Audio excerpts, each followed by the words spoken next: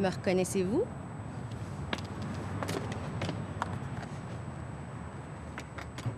Je vous arrose! Je vous arrose! À Sonia! Hé! Arrête! Viens! Il finit d'arroser. Bon.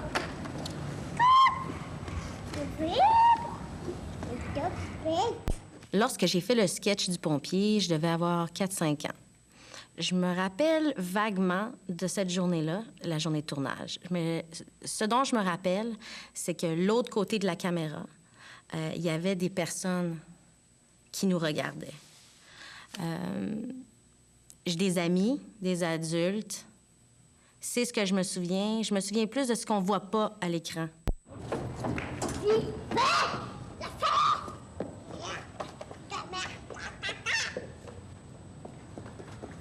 J'étais folle de cette petite-là qui prenait son « Hey, Sonia! » puis qui arrosait, puis était brouche que brouche, là, tu sais, avec son petit habit, son petit chapeau sur le côté, puis les cheveux tout croche un peu. J'adorais ça. Mais moi, j'ai un faible pour les enfants imparfaits. J'aime bien les enfants qui sortent de la norme. Alors, je la trouvais adorable. À Sonia! Il n'y avait pas de script. Il te donnait tout simplement les accessoires pour pouvoir t'éclater finalement.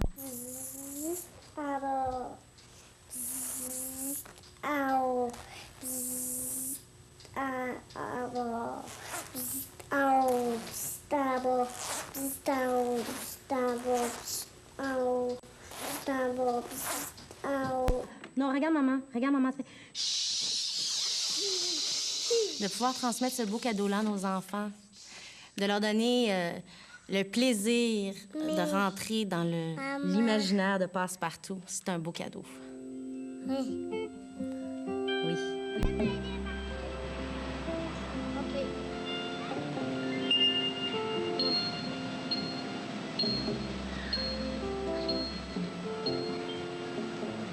Essaie de t'approcher.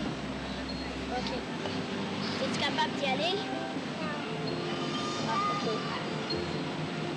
Essaie de t'accrocher.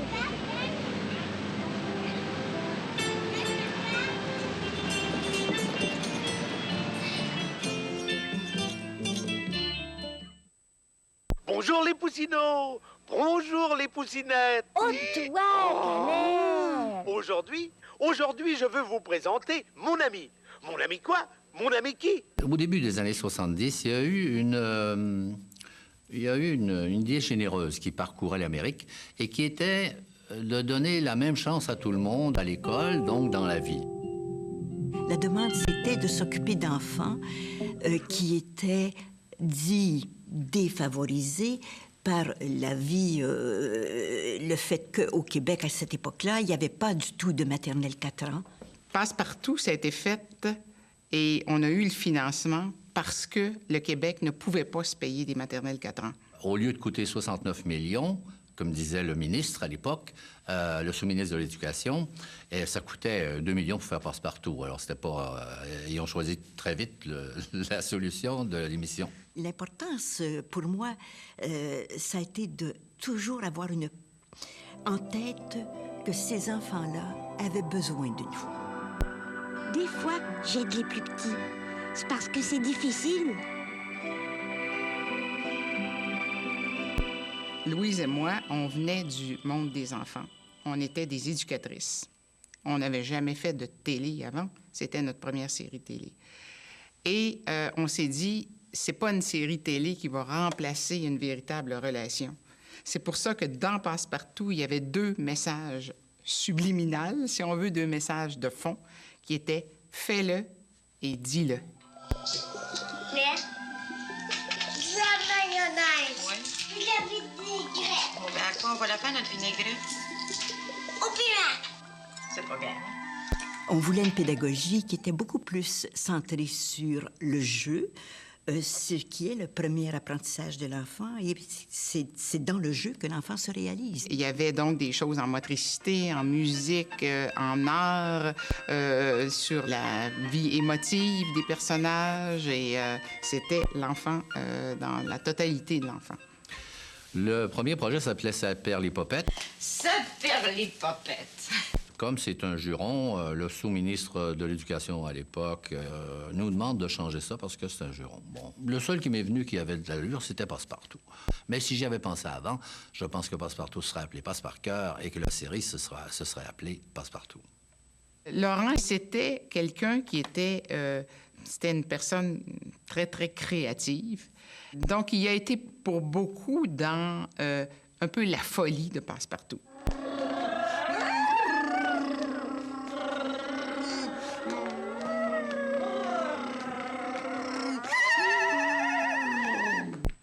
J'avais 24 ans. J'étais un bébé. Je sortais de l'École nationale, ça faisait seulement 3 ans. Et j'ai eu l'audition, je crois, parce que, j'improvisais et j'ai vu que ça plaisait aux gens, et parce que j'avais fait du théâtre pour enfants auparavant. C'est Claude Boucher, le réalisateur, qui m'a parlé de Passepartout, de l'audition, en fait. Je te vois tellement dans le rôle de Pascaro, tu devrais venir passer une audition. Alors, c'est comme ça que ça a commencé. Moi, j'ai fait « Pourquoi pas? » Donc, c'est comme ça qu'on a trouvé assez facilement Jacques Lheureux pour faire Passe-Montagne. On a trouvé assez facilement aussi Claire Préparé pour faire Pascaro. Mais ça a été beaucoup plus difficile pour trouver une passe-partout qui passait partout, dans le fond. Allô, toi? Allô, moi? Alors, on a passé des auditions avec Claude et on n'arrivait pas à trouver. Jusqu'au jour où on voit arriver une certaine Marie Ekel. Quand j'ai eu fini, ils sont tous sortis, puis là, ils criaient « On a notre passe-partout, c'est notre passe-partout ».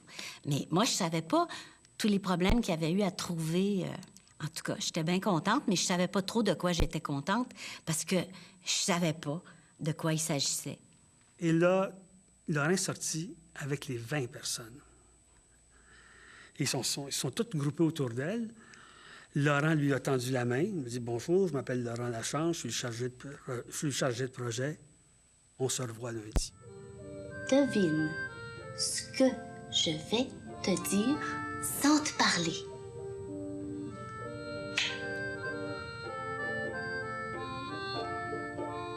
Claude et Jean-Pierre avaient décidé de faire une espèce de journée un peu pour s'amuser, pour se connaître, pour créer des liens.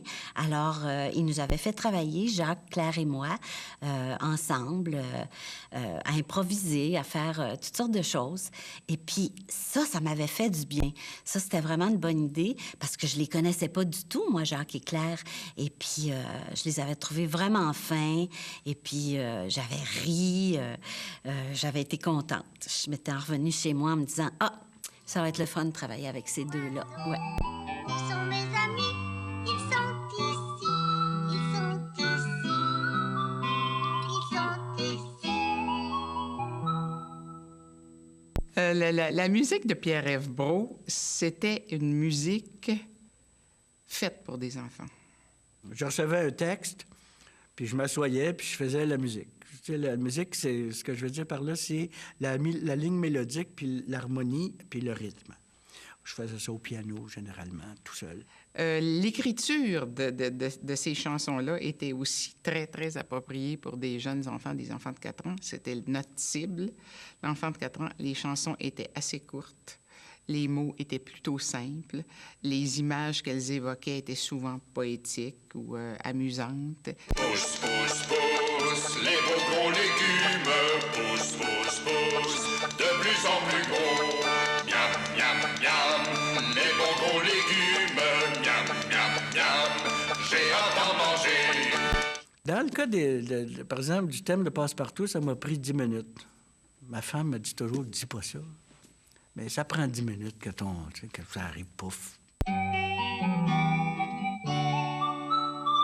Passe-Montagne aime les papillons, les souliers neufs et les beaux vestons. Pascaro culbute sauter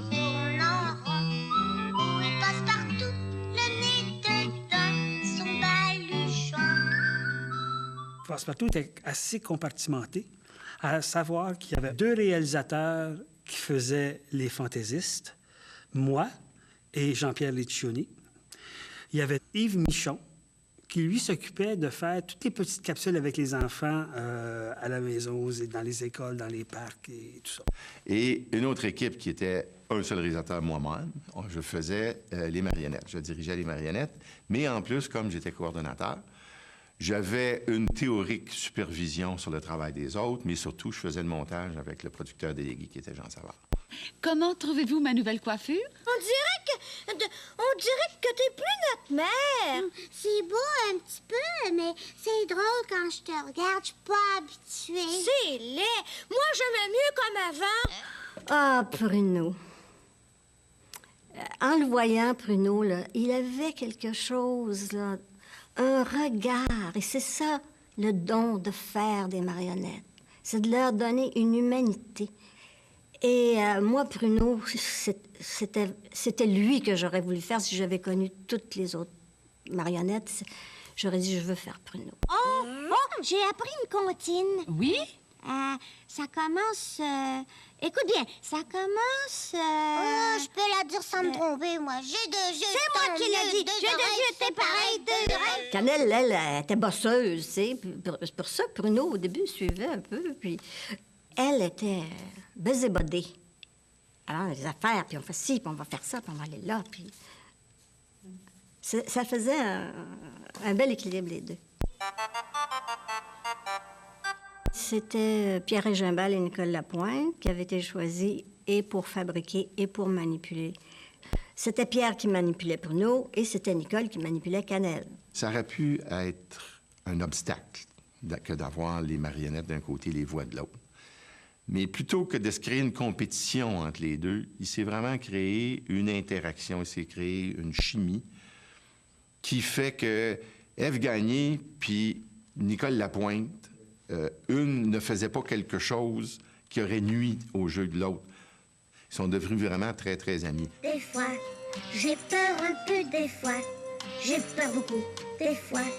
J'ai peur un peu, mais des fois, je n'ai pas peur du tout. Pendant que je préparais Passepartout, j'avais des enfants de 5, 6 ans, 7 ans, 8 ans. Là. Alors, il y a beaucoup de choses là-dedans qui étaient... je sais pas, moi, le goût de faire à manger, les crêpes, le pipi au lit. Il y a beaucoup de choses qui nous venaient de notre propre expérience. Moi, là, ça fait 3 nuits que j'ai pas fait pipi au lit. C'est vrai. Viens voir, je vais te le montrer. C'est moi qui ai fait ce calendrier-là avec des carreaux. Il y avait quand même un certain processus. On nous remettait donc certaines idées de base, de synopsis, soit que c'était des pédagogues qui les avaient trouvés, soit qu'on leur avait suggéré. Parfois, ça pouvait être de réalisateurs, et parfois aussi, ça pouvait être des comédiens, des comédiennes et des comédiens, lors du tournage, qui pouvaient modifier quelque chose qu'on avait prévu, et on était très, très ouverts par rapport à ça. On avait une marge d'improvisation au niveau...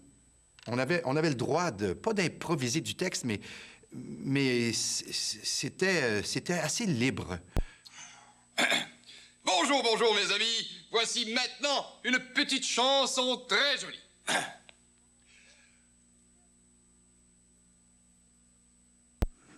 Il y a eu une grande liberté de création entre les réalisateurs et les comédiens, et les fantaisistes et les comédiens. C'était beaucoup plus strict au niveau de la pédagogie. Et ça, il fallait la respecter. Ça on ne pouvait pas passer à côté.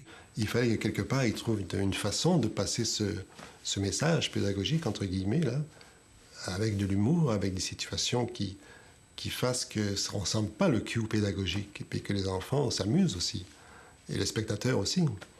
Donc, chapeau aux scénaristes de l'époque. Et je crois qu'ils y sont arrivés. Veux-tu me regarder? Bon, vas-y, Pirouette. Fais ton petit numéro. Oh. Je vais faire le 6. Ensuite, ce sera à ton tour, Cannelle. C'est difficile. Tiens mes jambes. Comme ça? Après, ça va être mon tour. En ce qui me concerne, je pense que c'était vraiment un peu une histoire d'imagination. C'était assez gratuit, d'une certaine façon, des idées qui pouvaient me venir. Si on regarde des scénarios qu'on a faits, c'est au niveau des fantaisistes, en tout cas. Les marionnettes, c'était autre chose, mais au niveau des fantaisistes, c'était pas en général des situations très réalistes. On essayait toujours d'avoir cet élément fantaisie, d'ailleurs, qui collait au titre qu'on donnait à ces personnages-là, les fantaisistes. Alors, on essayait d'avoir des choses qui n'étaient pas réelles. Bien, dans les 3 passes, on cherchait la diversité, d'abord. Et chacun avait sa spécialité, si on veut. Bon, Passe-Montagne, c'était les jeux de langage. C'était un peu la folie, le côté taquin et tout. Quoique tous l'ont eu à leur façon, mais c'était le seul gars du trio. Je pense que j'ai trop pris de beaux bonbons bien bons.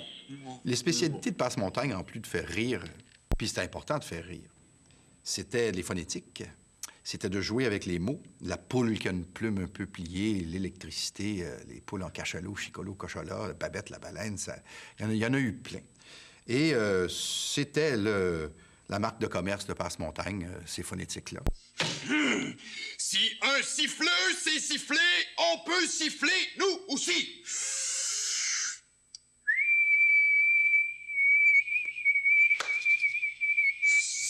Ah, j'ai réussi! J'ai réussi! Mais tu vas noter tout le quartier! J'ai réussi, Passe-Partout! Passepartout était le personnage principal de la série. Passepartout, c'était davantage la sensibilité, le contact... bon, tous les fantaisistes avaient un contact direct avec les enfants, mais elle, c'était vraiment beaucoup au niveau des émotions. D'ailleurs, il y avait un module qui portait à peu près exclusivement là-dessus. Oh, j'aimerais pas ça qu'elle déménage. C'est bien simple. Je peux pas m'en passer. D'apprendre aux enfants à verbaliser leurs émotions, à dire comment ils se sentaient, puis à pas être gênés de se sentir comme ils se sentaient. C'était pas tabou d'éprouver de la colère ou de la tristesse ou de la joie ou peu importe l'émotion. Puis être capable de mettre des mots sur ces émotions-là. Du côté de Pascaro, ben c'était plus la motricité, c'était tout le développement moteur. C'est un personnage qui était, je dirais, qui incarnait peut-être beaucoup la bonne humeur, le côté sain. Bon, ça correspondait aussi à l'allure physique de Claire Pimparé. On marche un peu. Toudou, toudou, toudou, toudou, toudou. Ah! Un sillon. Va falloir sauter par-dessus. Moi, sais-tu, je vais te dire comment je me voyais. Parce qu'Aro, là, est un peu comme le milieu d'une famille. Tu sais, quand t'es trop grande pour aller avec les petits, puis t'es trop petite pour aller avec les grands. Alors, je me retrouvais dans le milieu. C'est pour ça qu'elle était si débrouillarde, autonome. Elle faisait ses affaires, puis elle bougeait, puis elle s'occupait, puis elle était très... pas hyper active, mais chose certaine, c'est qu'elle aimait ça quand il y avait de l'action. À toi, on a des jambes. À toi, on a des bras. À toi, on a 3 corps. Mais on n'a pas tout ça. On a 3 têtes en fête. On a 3 cœurs en fleurs. On a des yeux joyeux. Mais on n'a pas tout ça. Bon, le détail de chaque costume, c'est que tu avais, premièrement, Passe-Partout, c'était surtout le rond, tout était rond, tu avais toute la finition là, qui donnait une idée de fleurs, de pétales, mais c'était toujours des formes rondes, tu sais, c'était juste le côté émotif, les couleurs douces, les couleurs pastel pour elle. Ensuite, Passe-Carreau. Elle, c'était des carreaux. J'étais allée dans les tricots, dans les couleurs plus vives, les couleurs plus chaleureuses, la tunique, le pantalon. Tout était comme dans un rectangle ou dans des lignes carrées. Et Passe-Montagne, lui, c'était le côté plus social. Donc, il avait toujours son beau veston, toujours bien mis. On voit moins le côté triangulaire, mais la ligne, tout ça, ça venait de l'idée de rester dans les formes géométriques aussi. En parlant du costume, comme vous voyez, il n'y a pas de nœud papillon. Les 8-10 au moins premiers épisodes de Passe-Partout, Passe-Montagne, n'a pas de nœud papillon. Parce que le costume n'était pas fini. J'ai décidé de faire son papillon dans ma cuisine avec du batik et tout ça, et lui ramener. Mais pour la fameuse photo où on en voit la main, on a les 3 personnages. Moi, je suis derrière la fenêtre avec Pruneau et Cannelle, puis j'ai rien dans le cou. Alors, j'ai demandé à Manon Brodeur d'aller chercher un ruban de couleur pour me mettre quelque chose dans le cou. Et puis, elle est arrivée avec un ruban vert. Alors, si vous regardez la photo qui a servi partout, là, de la photo principale de Passepartout. J'ai pas de papillon, j'ai un ruban vert dans le cou. Cher Passepartout, c'est à ton tour de te laisser parler d'amour. Bonne fête! Bonne fête! Dans Passepartout, les relations entre les personnages de fantaisistes sont un peu nébuleux. On ne sait pas trop si on est frères et sœurs. On ne sait pas trop c'est la grand-mère à qui. Fardoche, est-ce que c'est un oncle? Mais c'est voulu. Bien, je pense que notre relation, c'était juste esquissé aussi pour que chaque enfant remplisse les trous avec les couleurs puis avec les personnages qu'il voulait. En tout cas, moi, je suis assez contente qu'on sorte tout le monde ensemble. Oh, moi aussi. Je suis sûre qu'on va s'amuser follement.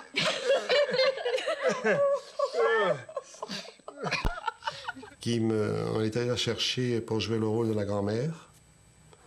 Il y avait qu'elle, finalement, qui pouvait tenir ce rôle, je pense, à l'époque.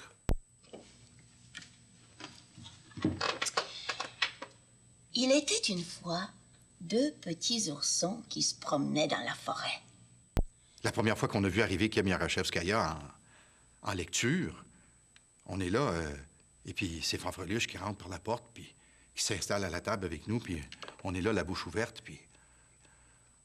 Puis je la regardais, là, j'étais comme éblouie de travailler avec cette grande dame-là. J'ai failli m'évanouir. J'ai senti que le sang me montait à la tête. J'étais toute étourdie, ça me picotait partout. J'étais paralysée. Je me retrouvais devant mon idole d'enfance.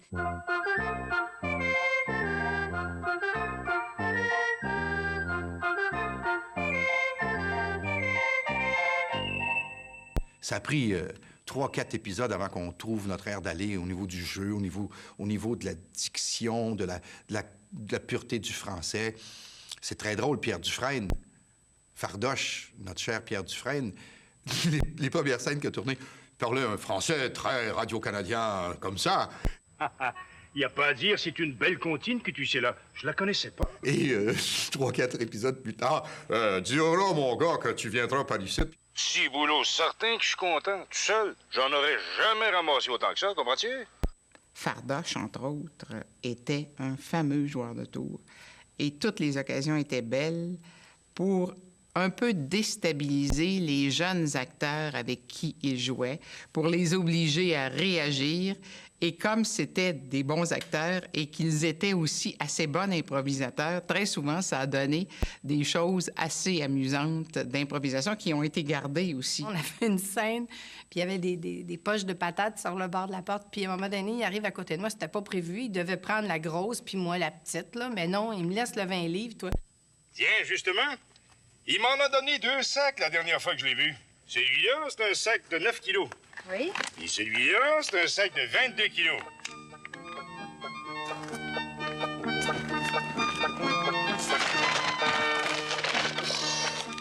Ouais, ben, c'est forçant de travailler des patates. C'est ce qui faisait aussi que dans la scène, il y avait une spontanéité que tu retrouvais pas nécessairement dans une autre émission que celle-là. C'est facile.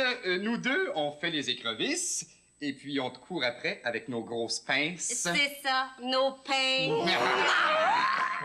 C'est tellement plate qu'il n'y ait pas de bloopers parce qu'il y avait des choses extraordinaires, d'une drôlerie. On aurait pu faire un coffret juste de ça. Mais il y a un épisode dans Passepartout qui contient, si je peux dire, une erreur. C'était à la campagne, justement, pendant un tournage extérieur, sous la tente. À 5-4-3-2-1, les 2 filles m'ont sauté dessus et ont monté la fermeture éclair de mon sac de couchage, faisant en sorte que j'ai pas pu sortir en même temps qu'eux, comme c'était prévu dans le scénario.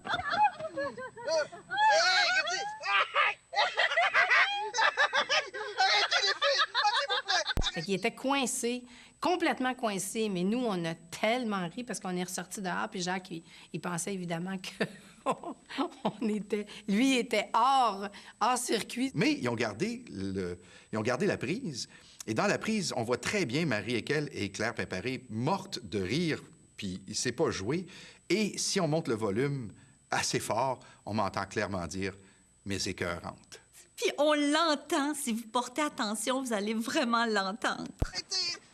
Attendez que je vous attrape.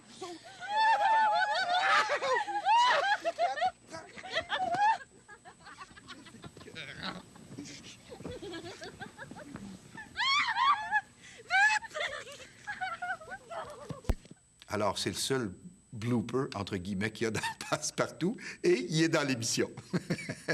Je pense que la complicité qu'on avait toutes les trois, c'est quelque chose qui fait partie du succès. Parce qu'on était très différents, mais on s'admirait l'un l'autre. Moi, j'ai l'impression, des fois, que je savais plus trop bien qui était Passe-Partout puis qui était Marie, parce qu'ils empruntaient tellement de moi. Puis je pense qu'à un moment donné, moi, j'empruntais du Passe-Partout, qu'il y avait une fusion. Et puis, moi, Jacques, le fun noir que j'ai eu à faire rire, puis on riait à la fin des phonétiques, les techniciens riaient, des numéros de Passe-Montagne loufoques, il y en a eu plein. Et c'était vraiment un privilège que de pouvoir faire ça. Je me suis permis, moi, Claire Pimparé, d'être Pascaro et Pascaro d'être Claire à l'intérieur. Et ça faisait un. Alors, quand je parlais aux enfants, quand je les aimais, c'était vrai. Je dois dire que, pour moi, en tout cas, cette série-là, des 125 premières, ça a été une joie. Je m'entendais vraiment bien avec tout le monde. Puis, écoute, c'était une équipe extraordinaire. C'était tous des créateurs. C'était du monde formidable, du monde plein d'imagination, du monde drôle, du monde intelligent. C'est le fun. On était gâtés pourris. Ils sont